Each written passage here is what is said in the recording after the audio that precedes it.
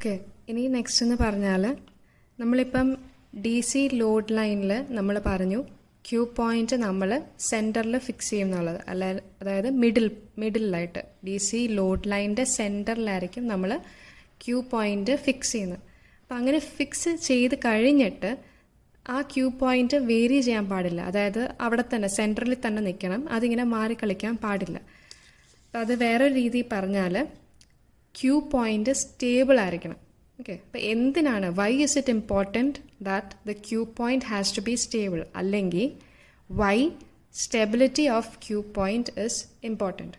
Okay, അപ്പോൾ just ഒന്ന് വായിച്ച് നോക്കുക. അതായത് once the Q point is designed and fixed, നമ്മൾ സെൻറ്ററിൽ ഫിക്സ് ചെയ്ത് കഴിഞ്ഞാൽ it should remain constant irrespective of internal or external variations. എന്ത് ഇൻറ്റേർണൽ എക്സ്റ്റേണൽ വേരിയേഷൻസ് വന്നാലും, like variations in temperature, power supply fluctuations, അല്ലെങ്കിൽ കമ്പോണൻസ് കുറേ നാൾ കഴിഞ്ഞ് പഴകിയാലും, ഏജിങ് നടന്നാലും, വേറെ എലമെൻറ്റ്സ് റീപ്ലേസ് ചെയ്താലും ഒന്നും ഈ ക്യൂ പോയിന്റ് മാറരുത്. It has to remain stable.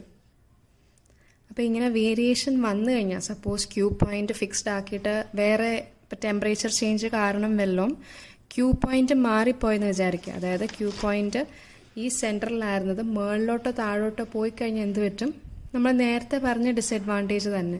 അതായത് it will distort the output wave form. Output wave ഫോമിൽ ഷേപ്പ് മാറിപ്പോവും. അപ്പം it will deviate from it's designed region of operation and will distort the output wave form. അപ്പം ഇതൊരു main പ്രശ്നമാണ്. അപ്പം ഇനി മെയിനായിട്ട് ഇതിൻ്റെ അകത്ത് ട്രാൻസിസ്റ്റർ ചിലപ്പോൾ ഡാമേജ് ആകാൻ വരെ ചാൻസ് ഉണ്ട്. അപ്പം അതിൻ്റെ ഒരു എക്സാമ്പിൾ എന്ന് പറഞ്ഞാൽ ടെമ്പറേച്ചറിൻ്റെ ഒരു ഇഫക്റ്റ് കാരണം തെർമൽ റണ്ണവേ എന്ന് പറഞ്ഞൊരു പ്രോസസ്സ് നടക്കാൻ ചാൻസ് ഉണ്ട്. അങ്ങനെ ഒരു തെർമൽ റണ്ണവേ നടന്നാൽ it will cause damage to the transistor. അതിപ്പോൾ തെർമൽ റണ്ണവേ എന്താണെന്ന് നോക്കാം. അപ്പം അതിനു മുമ്പ് I think this is clear. Stability of Q point എന്തുകൊണ്ടാണ് ഇമ്പോർട്ടൻറ്റ്? നമ്മൾ ഓൾറെഡി പറഞ്ഞു DC ലോഡ് ലൈനിൽ നമ്മൾ സെൻറ്ററിൽ ക്യൂ പോയിന്റ് ഫിക്സ് ചെയ്യണം, എന്നാലേ ഓപ്റ്റിമം AC ഓപ്പറേഷൻ കിട്ടത്തുള്ളൂ, കറക്റ്റായിട്ട് ആംപ്ലിഫിക്കേഷൻ നടക്കത്തുള്ളൂ. ഓക്കെ, അപ്പം വേറെ വേരിയേഷൻസ് കാരണം, എക്സ്റ്റേണലോ ഇൻറ്റേർണലായിട്ടുള്ള വേരിയേഷൻസ് കാരണം ഈ ക്യൂ പോയിന്റ് ഷിഫ്റ്റ് ആകാമെന്ന് വിചാരിക്കുക. ഈ DC ലോഡ് ലൈനിൽ മുകളിലോട്ടോ താഴോട്ടോ മാറിക്കഴിഞ്ഞാൽ എന്ത് പറ്റും? ആ പർപ്പസ് പോയി. അതായത് ഫെയ്ത്ത്ഫുൾ ആംപ്ലിഫിക്കേഷൻ കിട്ടത്തില്ല. നമുക്ക് ഔട്ട്പുട്ട് വേവ് ഫോമിൻ്റെ ഷേപ്പ് കട്ടായി പോകാൻ ചാൻസ് ഉണ്ട്. ഓക്കെ, അപ്പം അത് വരാതിരിക്കാൻ വേണ്ടിയാണ് നമ്മൾ ക്യൂ പോയിന്റ് സ്റ്റേബിൾ ആക്കി വെക്കണം എന്ന് പറയുന്നത്. So stability of Q point is important, അല്ലെങ്കിൽ Q point stabilisation is important. Okay, ഇനി അത് നടന്നില്ല എന്നുണ്ടെങ്കിൽ തെർമൽ റണ്ണവേ നടക്കാനുള്ള ചാൻസ് ഉണ്ട്. അപ്പോൾ തെർമൽ റണ്ണവേ എന്താണെന്നാണ് ഇനി നോക്കാൻ പോകുന്നത്. ഓക്കെ, ഇപ്പോൾ പേരിൽ നിന്ന് തന്നെ നോക്കുക. തെർമൽ എന്ന് പറഞ്ഞാൽ it is related to temperature. Okay, അപ്പോൾ തെർമൽ റണ്ണവേ എന്ന് പറഞ്ഞാൽ ടെമ്പറേച്ചർ കൂടുന്ന അനുസരിച്ചിട്ട് കുറച്ച് ഇഫക്ട്സ് നടക്കും. ആ ഇഫക്റ്റ് കാരണം നമ്മുടെ ട്രാൻസിസ്റ്റർ ഡാമേജ് അല്ലെങ്കിൽ ഡിസ്ട്രക്റ്റ് ആകാനുള്ള ചാൻസ് ഉണ്ട്. അപ്പം ആദ്യമേ തന്നെ ഒരു ഫാക്റ്റ് അല്ലെ ഒരു ഡേറ്റയാണിത്. That is leakage current ICO, നമ്മുടെ കളക്ടർ ലീക്കേജ് കറണ്ട് അല്ലെങ്കിൽ റിവേഴ്സ് സാച്ചുറേഷൻ കറണ്ട് എന്ന് പറയുന്നതാണ് ഈ ICO. നമ്മൾ ഈ കളക്ടർ കറണ്ടിൻ്റെ ഇക്വേഷൻ നമ്മൾ ഓൾറെഡി പഠിച്ചതാണ്. അതായത് IC is equal to beta IB plus 1 plus beta into ICO. IC എന്ന് പറഞ്ഞാൽ കളക്ടർ കറണ്ട്, ബീറ്റ എന്ന് പറഞ്ഞാൽ കറണ്ട് ഗെയിൻ, IB എന്ന് പറഞ്ഞാൽ ബേസ് കറണ്ട്, ICO ആണ് നമ്മുടെ ലീക്കേജ് കറണ്ട് അല്ലെങ്കിൽ റിവേഴ്സ് സാച്ചുറേഷൻ കറണ്ട്. അപ്പം ഈ ICOയുടെ പ്രോപ്പർട്ടി എന്ന് വെച്ചാൽ it doubles for every 10 degree rise in temperature. അപ്പം ടെമ്പറേച്ചർ 10 ഡിഗ്രി സെൽഷ്യസ് കൂടുകയാണെങ്കിൽ ICOയും ഡബിൾ ആകും. ഓക്കെ, അപ്പോൾ ടെമ്പറേച്ചർ കൂടുന്ന അനുസരിച്ച് ICOയും കൂടിക്കൊണ്ടിരിക്കും. That is ICO is extremely temperature dependent. Okay, അപ്പം ഇങ്ങനെ വരുമ്പോഴുള്ള പ്രശ്നം എന്താണെന്ന് നോക്കാം.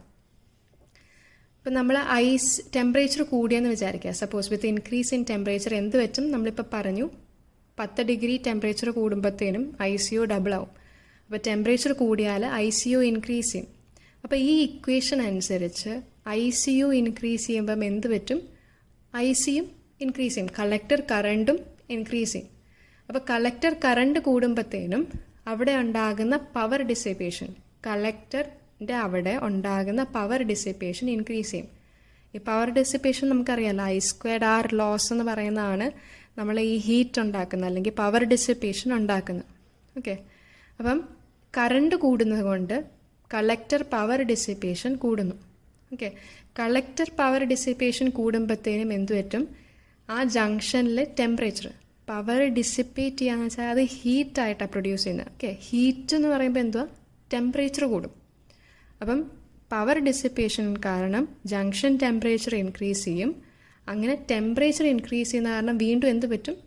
ICO ഇൻക്രീസ് ചെയ്യും. അതായത് ഈ പ്രോസസ്സ് വീണ്ടും റിപ്പീറ്റ് ചെയ്യുക. ഓക്കെ, അപ്പോൾ ടെമ്പറേച്ചർ കൂടിയാൽ ICO വീണ്ടും കൂടും.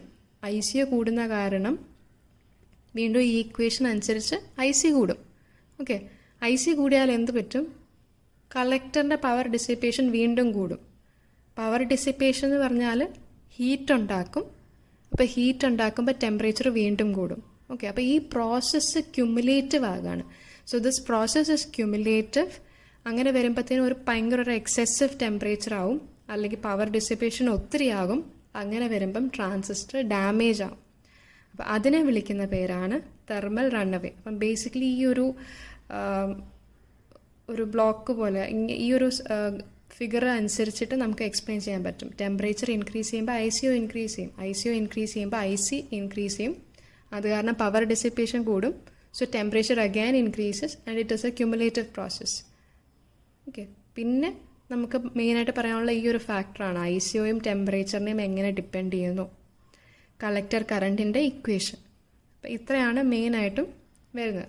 So this is thermal runaway. അപ്പം തെർമൽ സ്റ്റെബിലിറ്റി അല്ലെങ്കിൽ ടെമ്പറേച്ചർ കാരണം നമ്മുടെ ക്യൂ പോയിൻ്റ് എന്ന് പറയുന്നത് എന്തുവാ? ബേസിക്കലി ക്യൂ പോയിൻ്റ് നമ്മുടെ ഡെഫിനേഷൻ പറഞ്ഞപ്പോൾ ഓൾറെഡി പറഞ്ഞതാണ്. Q point identifies IC and VCE. അപ്പം IC VCE വാല്യൂസാണ് ബേസിക്കലി ക്യൂ പോയിൻ്റ് എന്ന് പറയുന്നത്. ഓക്കെ, അപ്പം ടെമ്പറേച്ചർ മാറുന്നതനുസരിച്ച് IC മാറാൻ പാടില്ല. അതാണ് നമ്മൾ ഈ സ്റ്റെബിലൈസേഷൻ എന്നതുകൊണ്ട് ഉദ്ദേശിക്കുന്നത്. Okay, so what are the factors affecting stability of Q point? ഇപ്പം നമ്മൾ നേരത്തെ പറഞ്ഞു സ്റ്റെബിലിറ്റി ഓഫ് ക്യൂ പോയിൻ്റ് എന്തുകൊണ്ടാണ് ഇമ്പോർട്ടൻ്റ് എന്ന് പറയുന്നത്. അതായത് നമ്മൾ DC ലോഡ് ലൈനിൻ്റെ സെൻറ്ററിൽ ക്യൂ പോയിൻ്റ് ഫിക്സ് ചെയ്ത് കഴിഞ്ഞാൽ അത് മാറാൻ പാടില്ല. മാറിക്കഴിഞ്ഞാൽ നമ്മുടെ ഔട്ട്പുട്ട് വേവ് ഫോം ഡിസ്റ്റോർട്ടഡ് ആയിപ്പോവും. ഓക്കെ, അപ്പം അതുകൊണ്ട് what are the factors affecting stability of Q point? എന്തൊക്കെ കാരണം ക്യൂ പോയിൻ്റ് മാറാൻ ചാൻസ് ഉണ്ട്? ഓക്കെ, അതാണ് നോക്കുന്നത്. അപ്പം in an amplifier the collector current IC 3 കാര്യങ്ങളായിട്ട് ഈ 3 പാരാമീറ്റേഴ്സിനെ ഡിപ്പെൻഡ് ചെയ്യുന്നുണ്ട്. ഓക്കെ, അതായത് ബീറ്റ എന്ന് വെച്ചാൽ കറണ്ട് ഗെയിൻ, VBE എന്ന് പറഞ്ഞാൽ ബേസ് എമിറ്റർ വോൾട്ടേജ്, ICO എന്ന് പറഞ്ഞാൽ reverse saturation current. Okay, so IC is sensitive to each of these parameters. ഇനി ഈ 3 പാരാമീറ്റേഴ്സിൻ്റെ പ്രത്യേകത എന്ന് പറഞ്ഞാൽ these are temperature sensitive quantities. Okay, അതായത് ടെമ്പറേച്ചർ മാറുന്നതനുസരിച്ച് ഈ പാരാമീറ്റേഴ്സിൻ്റെ വാല്യൂവും മാറും. ഓക്കെ, ICയുടെ കാര്യം നമ്മൾ ഓൾറെഡി പറഞ്ഞായിരുന്നു. That is ICO doubles for every 10 degree rise in temperature. Okay, അതുപോലെ തന്നെ VBE decreases by 2.5 millivolt per degree rise in temperature. അതായത് 1 degree സെൽഷ്യസ് ടെമ്പറേച്ചർ റൈസ് ചെയ്യുമ്പോഴത്തേനും VBE 2.5 millivolt കുറയുന്നു. Okay, 10 degree Celsius rise in temperature വരുമ്പം ICO double ചെയ്യുന്നു. അപ്പം നമ്മൾ കാണുന്നതെന്ന് വെച്ചാൽ ടെമ്പറേച്ചർ മാറുന്നതനുസരിച്ച് ICOയും VBEയും മാറുന്നു. അപ്പം ഡിഫറെൻറ്റ് പാരാമീറ്റേഴ്സ് മാറിക്കൊണ്ടിരിക്കുകയാണ്. ഓക്കെ, അപ്പം ഈ ടെമ്പറേച്ചർ കാരണം ക്യൂ പോയിൻ്റ് എന്ന് പറഞ്ഞാൽ എന്താണ്? ICയും VCയുടെ വാല്യൂസാണ് ക്യൂ പോയിൻ്റ്. ഓക്കെ,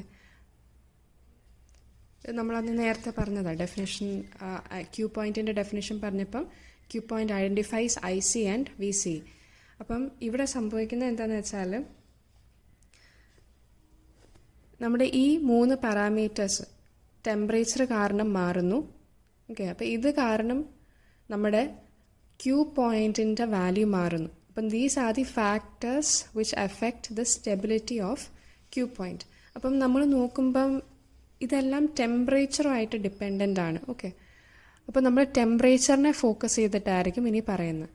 അതായത് ദ മോസ്റ്റ് ഇമ്പോർട്ടൻറ്റ് വൺ, സ്റ്റെബിലിറ്റിയിൽ പല ടൈപ്പ് ഉണ്ടാകും. അപ്പോൾ ബട്ട് നമ്മൾ ഏറ്റവും ഇമ്പോർട്ടൻ്റ് ആയിട്ട് കൺസിഡർ ചെയ്യേണ്ടത് തെർമൽ സ്റ്റെബിലിറ്റിയാണ്. കാരണം എന്താ, IC സെൻസിറ്റീവായിട്ടുള്ള ഈ 3 പാരാമീറ്റേഴ്സും ടെമ്പറേച്ചറിനെ ഡിപ്പെൻഡ് ചെയ്യുന്നു. ഓക്കെ, അപ്പോൾ തെർമൽ സ്റ്റെബിലിറ്റി ആയിരിക്കും നമ്മൾ ഇനി മുമ്പോട്ട് നോക്കാൻ പോകുന്നത്. അപ്പം thermal stability means how stable IC and VC remain when circuit temperature changes. അപ്പം തെർമൽ സ്റ്റെബിലിറ്റി പേരിൽ തന്നെ ഉണ്ട്. തെർമൽ എന്ന് പറഞ്ഞാൽ ടെമ്പറേച്ചർ റിലേറ്റഡ് ആണ്. അപ്പം ടെമ്പറേച്ചർ മാറുന്ന അനുസരിച്ച് ക്യൂ പോയിൻ്റ് എത്രത്തോളം സ്റ്റേബിളായിട്ട് നിൽക്കുന്നു. ക്യൂ പോയിൻ്റ് എന്ന് പറഞ്ഞാൽ എന്താണ്? IC and VCE values. Okay, so thermal stability means how stable IC and VCE remain when circuit temperature changes. Okay, അപ്പോൾ ഇനിയുള്ള ഈ 3 പാരാമീറ്റേഴ്സിൻ്റെ ജസ്റ്റ് ഒരു റിലേഷൻ പോലെ പറയാണ്. അതായത് നമ്മുടെ base emitter voltage VBE. Okay, VBE largely depends on base current IB. Okay, ഇപ്പോൾ നമ്മുടെ ഓൾറെഡി നമ്മൾ ഫിഗർ സർക്യൂട്ടൊക്കെ വരയ്ക്കുമ്പോഴത്തേനും നമുക്കറിയാം ഇത് ബേസ് എമിറ്റർ വോൾട്ടേജ് ഇവിടെ വരും. ആ ബേസ് എമിറ്റർ വോൾട്ടേജ് ഈ IBനെ ഡിപ്പെൻഡ് ചെയ്യുന്നുണ്ട്. Okay, and IB is related to IC by the equation, ഈ ഒരു ഇക്വേഷൻ. ഓക്കെ, അപ്പം VBEയും IBയും ICയും ആക്ച്വലി റിലേറ്റഡ് ആണ്. ഓക്കെ, അതാണ് ഒരു കാര്യം. ഇനി രണ്ടാമത്തെ നമ്മൾ തെർമൽ റണ്ണവേ പഠിച്ചായിരുന്നു. ഓക്കെ, തെർമൽ റണ്ണവേയിൽ എന്തായിരുന്നു പറഞ്ഞിരുന്നത്? ഞാൻ കാണിക്കാതെ. ഇത് തെർമൽ റണ്ണവേയിൽ നമ്മൾ ഇത് പറഞ്ഞായിരുന്നു, ടെമ്പറേച്ചർ കൂടുമ്പം ICO ലീക്കേജ് കറണ്ട് കൂടുന്നു, അത് കാരണം IC കൂടുന്നു, അത് കാരണം പവർ ഡിസിപ്പേഷൻ കൂടുന്നു. അപ്പോൾ ഈ പ്രോസസ്സ് റിപ്പീറ്റ് ചെയ്യും. അപ്പോൾ ടെമ്പറേച്ചർ കൂടുമ്പം ഇവിടെ IC ഇൻക്രീസ് ചെയ്യുന്നതായിട്ട് നമ്മൾ പറയുന്നുണ്ട്. ഓക്കെ, അപ്പോൾ തെർമൽ റണ്ണവേയിൽ ഇത് നമ്മൾ പഠിച്ചതാണ്. അപ്പം if temperature increases ICO increases, അപ്പോൾ IC ഇൻക്രീസസ്, അതുകൊണ്ട് പവർ ഡിസിപ്പേഷൻ ഇൻക്രീസ് ചെയ്യും. ഇപ്പോൾ പവർ ഡിസിപ്പേഷൻ ഇൻക്രീസ് ചെയ്യുമ്പോഴത്തേനും ഹീറ്റ് കൂടും, ഹീറ്റ് കൂടുമ്പോൾ ടെമ്പറേച്ചർ കൂടും. അപ്പം ഇത് ക്യുമുലേറ്റീവ് ആകുമ്പം നമ്മുടെ ട്രാൻസിസ്റ്റർ ഡാമേജ് ആകാൻ ചാൻസ് ഉണ്ട്. ഓക്കെ, അതാണ് തെർമൽ റണ്ണവേ. അപ്പം ഇതെല്ലാം ടെമ്പറേച്ചർ മാറുന്നതനുസരിച്ച് നമ്മുടെ IC വാല്യൂവിനെ മാറ്റും. ഓക്കെ, അപ്പം അത് ക്യൂ പോയിൻറ്റിൻ്റെ സ്റ്റെബിലിറ്റീനെ അഫക്റ്റ് ചെയ്യും. അപ്പം എന്താ നമ്മൾ ചെയ്യാൻ ഉദ്ദേശിക്കുന്നത്? ഈ ക്യൂ പോയിൻറ്റിനെ സ്റ്റേബിളാക്കാൻ നോക്കും. അതായത് ICയും VCയും മാറാതിരിക്കാൻ വേണ്ടി നമ്മൾ ട്രൈ ചെയ്യും. ഓക്കെ, അപ്പം ദ പ്രോസസ് ഓഫ് മേക്കിംഗ് സ്റ്റെബിലൈസേഷൻ്റെ ഡെഫിനേഷനാണ്. Okay, the process of making operating point independent of temperature changes or inherent variations in transistor parameters is known as stabilization. അതാണ് ഡെഫിനിഷൻ എന്ന് പറയുന്നത്. അപ്പോൾ ഒന്നുകൂടെ പറയാം. സ്റ്റെബിലൈസേഷൻ എന്ന് പറഞ്ഞാൽ നമ്മുടെ ഓപ്പറേറ്റിംഗ് പോയിൻറ്റിനെ ഇൻഡിപെൻഡൻ്റ് ഓഫ് എന്ത് ചേഞ്ച് വന്നാലും ഈ ഓപ്പറേറ്റിംഗ് പോയിൻറ്റ് അത് അനുസരിച്ച് മാറില്ല. അതായത് ടെമ്പറേച്ചർ ചേഞ്ച് വന്നാലോ അല്ലെങ്കിൽ വേറെ എന്തെങ്കിലും റീസൺ കാരണം ട്രാൻസിസ്റ്റർ പാരാമീറ്റേഴ്സ് മാറിയാലോ ഓപ്പറേറ്റിംഗ് പോയിൻ്റ് മാറാൻ പാടില്ല. ഓക്കെ, അതാണ് സ്റ്റെബിലൈസേഷൻ എന്ന് പറയുന്നത്. ഓക്കെ, അപ്പോൾ സ്റ്റെബിലൈസേഷൻ ഓഫ് ഓപ്പറേറ്റിംഗ് പോയിൻ്റ്, അതായത് ക്യൂ പോയിൻ്റ് എന്ന് പറയുമ്പം it means stabilisation of IC against changes in transistor parameters. Okay, അപ്പം ഇത് രണ്ടും ഒരു സെയിം സാധനം തന്നെയാണ് പറയുന്നത്, ജസ്റ്റ് വേറെ രീതിയിൽ എക്സ്പ്ലെയിൻ ചെയ്യുന്നേ ഉള്ളൂ. ഓക്കെ, അപ്പോൾ സ്റ്റെബിലൈസേഷൻ എന്ന് പറഞ്ഞാൽ operating point should be independent of temperature changes or inherent variations in transistor parameters. Okay, ഇനി വേറൊരു രീതി പറഞ്ഞാൽ ക്യൂ പോയിൻറ്റിൻ്റെ സ്റ്റെബിലിറ്റി എന്ന് പറഞ്ഞാൽ IC മാറാൻ പാടില്ല. ഓക്കെ, അഗെയിൻസ്റ്റ് എന്ത് ട്രാൻസിസ്റ്റർ പാരാമീറ്റേഴ്സ് ചേഞ്ച് ചെയ്താലും IC മാറാതിരിക്കണം. ഓക്കെ, അപ്പം അതാണ് നമ്മുടെ സ്റ്റെബിലൈസേഷൻ എന്ന് പറയുന്നത്. ഓക്കെ, അപ്പോൾ സ്റ്റെബിലൈസേഷനെ പറ്റി പറഞ്ഞു. ഇനി ഈ സ്റ്റെബിലൈസേഷനെ മെഷർ ചെയ്യാനായിട്ട് നമുക്കൊരു ടേം ഉണ്ട്, അതായത് സ്റ്റെബിലിറ്റി ഫാക്ടർ. ഓക്കെ, അപ്പം stability factor is defined as the rate of change of collector current with respect to change in various transistor parameters like ICO, VBE and beta. Okay, അപ്പോൾ നമ്മൾ stability അല്ലെങ്കിൽ stabilisation പറഞ്ഞപ്പോൾ പറഞ്ഞു IC മാറാൻ പാടില്ല different transistor parameters മാറിയാലും. Okay, പക്ഷെ അത് എപ്പോഴും ഐഡിയലി 0 ചേഞ്ച് പോസിബിൾ അല്ല. ഓക്കെ, അപ്പം എന്താ സംഭവിക്കുന്നത് വെച്ചാൽ നമ്മൾ rate of change of collector current measure ചെയ്യും. ഓക്കെ, IC എത്രത്തോളം മാറുന്നു വെൻ അതർ ട്രാൻസിസ്റ്റർ പാരാമീറ്റേഴ്സ്, അതായത് ICO, VBE, ബീറ്റ ഒക്കെ മാറുമ്പം IC എത്രത്തോളം മാറുന്നു അത് നമ്മൾ മെഷർ ചെയ്യും. ഓക്കെ, അതാണ് സ്റ്റെബിലിറ്റി ഫാക്ടർ എന്ന് പറയുന്നത്. അപ്പം ഇങ്ങനെ ഓരോ ICOനെയും VBEനെയും ബീറ്റനെയും കൺസിഡർ ചെയ്തിട്ട് നമുക്ക് 3 സ്റ്റെബിലിറ്റി ഫാക്ടറിൻ്റെ ഇക്വേഷൻ എഴുതാൻ പറ്റും. ഓക്കെ, അപ്പം ആദ്യത്തെ സ്റ്റെബിലിറ്റി ഫാക്ടർ S എന്ന് പറയുന്നത് it is rate of change of collector current with respect to reverse saturation current while keeping beta and VBE constant.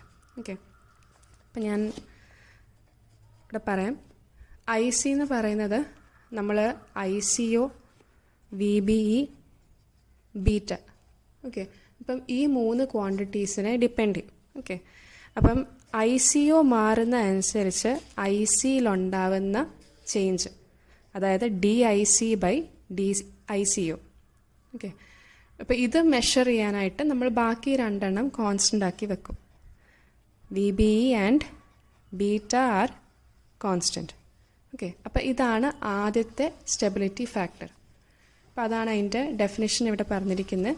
It is the rate of change of collector current with respect to reverse saturation current while keeping beta and VBE constant.